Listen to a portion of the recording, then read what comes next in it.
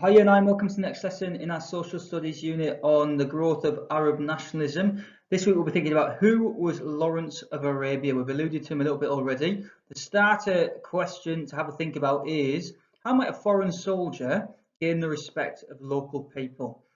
Because essentially that is what Lawrence was. It's a bit simplistic, but have a think about it. Put your ideas into the first question on the Microsoft assignment. Choose which level of lesson you want to do and then carry on with the lesson. Okay, so our learning objective is to understand why Lawrence of Arabia was popular with many Arab nationalists by the end of the First World War. You should all be able to list reasons why he was trusted and respected by many of the Arab leaders. And I expect most of you, if you're going to do the medium level of assignment, should be able to do that, but also explain why he was more trusted than the British government. If you're doing the hard one, it's actually quite a lot of work to do for today.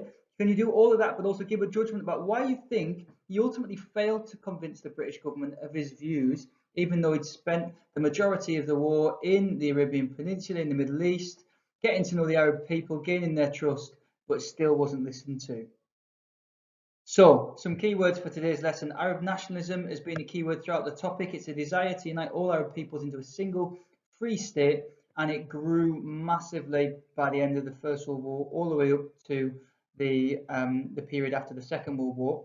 T. Lawrence is who we're going to discuss today specifically. He'll also be referred to as Lawrence of Arabia. He was a British officer and he became a voice for the Arab people. He was a key part of the Arab Revolt, which was an attempt by the Arab peoples to rebel against Ottoman rule in order to gain their freedom, and that was done in conjunction with the British.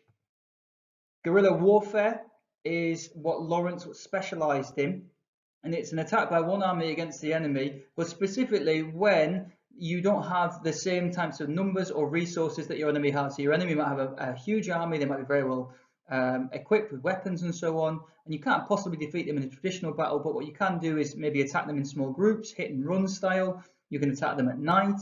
You can maybe try to disrupt their communication lines rather than just fighting an all-out battle. Lastly, the 7 pillars of wisdom might be referred to in part of the lesson that you do today, and that was a book that was written by Lawrence after the First World War. Okay, what is the big idea for today's lesson?